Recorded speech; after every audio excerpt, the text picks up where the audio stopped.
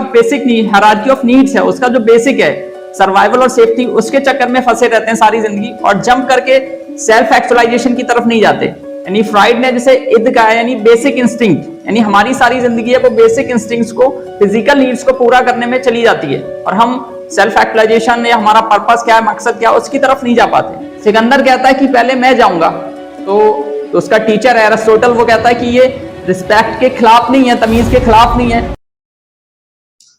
अच्छा, तो कामयाबी का जो छठा फैक्टर है वो है रिस्क टेकिंग, जोखिम लेना। थॉमस कहता है कि जो कामयाब लोग हैं ना वो रिस्क लेते हैं, वो घर से निकलते हैं, वो जोखिम लेते हैं, वो हिजरत करते हैं। वो कहता है कि जो कामयाब बंदे हैं ना वो अंधा रिस्क नहीं लेते, लेकिन एक जो कैलकुलेटिव रिस्क है वो लेते हैं। होता क्या है, हम अपनी जॉब के चक्कर में, सर्वाइवल के चक्कर में, और मेरे खर्चे कैसे पूरे होंगे, मेरा घर कैसे चलेगा, मेरा गुजारा कैसे होगा, मैं जिंदा कैसे रहूंगा। यानी आप कह सकते हो कि जो इब्राहिम मास्लो का जो hierarchy of basic need, hierarchy of needs है, उसका जो बेसिक है सर्वाइवल और सेफ्टी, उसके चक्कर में फंसे रहते हैं सारी जिंदगी और जंप करके सेल्फ एक्चुअलाइजेशन की तरफ नहीं जाते। यानी फ्राइड ने जैसे इद का है, यानी बेसिक इंस्टिंक्ट, यानी हमारी सारी जिंदगी है वो बेसिक इंस्टिंक्ट्स को, फिजिकल नीड्स को पूरा करने में चली जाती है और हम सेल्फ एक्चुअलाइजेशन या हमारा पर्पस क्या है, मकसद क्या है, उसकी तरफ नहीं जा पाते। देखिए, रिस्क लेना पड़ेगा, रिस्क नहीं लेंगे तो आपकी ग्रोथ नहीं होगी। आप अपॉर्चुनिटी का फायदा तभी उठा सकते हो जब आप रिस्क टेकर हो। जो रिस्क नहीं लेता वो अपॉर्चुनिटी का फायदा नहीं उठा सकता। कहते हैं कि एक बंदा सोया हुआ था, दरवाजे पे किसी ने नॉक किया, उसने ध्यान नहीं दिया, दोबारा से किसी ने फिर दरवाजे पे नॉक किया, उसने फिर ध्यान नहीं दिया, तीसरी बार फिर किसी ने दरवाजे पे नॉक किया, फिर उसने कहा कौन, तो बाहर से आवाज आई कि मैं मौका हूं, अपॉर्चुनिटी हूं, तो उसने कहा चला जा, क्योंकि मौका तीन बार दरवाजे को नहीं खटखटाता। तो जो अपॉर्चुनिटी है, जो मौका है, वो भी उन्हीं लोगों को मिलता है जो कोशिश करते हैं, जो रिस्क लेते हैं। डॉक्टर कलाम भी कहते हैं कि जो लोग बैठे रहते हैं, जो रिस्क नहीं लेते, उनको उतना मिलता है जितना कोशिश करने वाले, रिस्क लेने वाले छोड़ देते हैं। तो अगर आप रिस्क टेकर नहीं हो, रिस्क ले नहीं सकते, देखिए एकदम से बड़ा रिस्क ना लें। एकदम से बड़ा रिस्क लेंगे तो आपका जो माइंड है ना वो आपको डरा देगा, फियर में डाल देगा। छोटे छोटे एक्शंस लें, छोटी छोटी कोशिश करें। आप अपनी जॉब में हैं, जॉब में रहें, जॉब ना छोड़ें, लेकिन थोड़ा बहुत टाइम, 1 घंटे 2 घंटे आप निकाल सकते हैं। आपके जो पैशन है, आप जो करना चाहते हैं, उस पर आप टाइम लगा सकते हैं और कोशिश करके आप ऊपर आ सकते हैं। तो रिस्क लें, आगे बढ़ें। तो इसमें जो 7th फैक्टर है वो ये है कि प्लानिंग करना, प्लान करना। थॉमस कहता है कि कामयाब वो होते हैं जो प्लान करते हैं। एक चिड़िया भी प्लान करती है, एक चींटी भी प्लान करती है, अपने सर्वाइवल की फिक्र करती है कि कैसे हो सकता है कि एज अ ह्यूमन बीइंग अगर हम कहीं पहुंचना चाहते हैं, कुछ अचीव करना चाहते हैं और हम प्लान ना करें और हम पहुंच जाएं।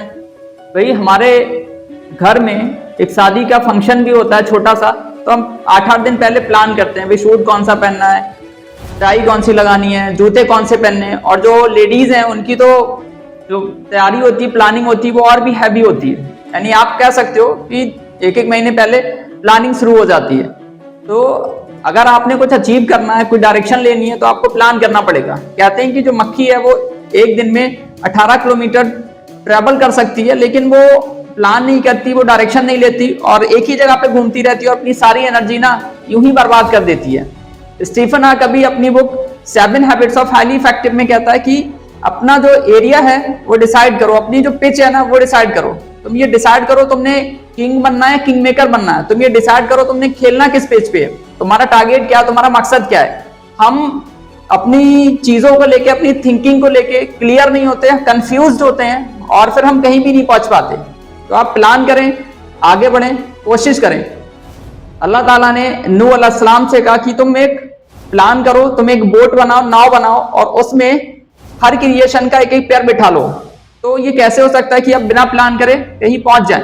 इस कुरान में है कि तुम में से अक्लमंद वो हैं जो कल की तैयारी करें, जो आखिरत की तैयारी करें। जो प्लान नहीं करते, जो तैयारी नहीं करते ना, वो कहीं नहीं पहुंच पाते।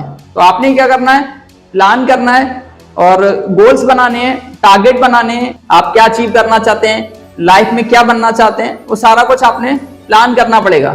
कहते हैं कि एक बार सिकंदर अपने जो टीचर है एरिस्टोटल, उसके साथ जा रहा था। तो रास्ते में एक नाला पड़ता है, उस पर लकड़ी का एक फट्टा पड़ा हुआ था। तो सिकंदर कहता है कि पहले मैं जाऊंगा। तो उसका टीचर एरिस्टोटल वो कहता है कि ये रिस्पेक्ट के खिलाफ नहीं है, तमीज के खिलाफ नहीं है कि मैं तुम्हारा टीचर हूं, मुझे पहले जाने दो।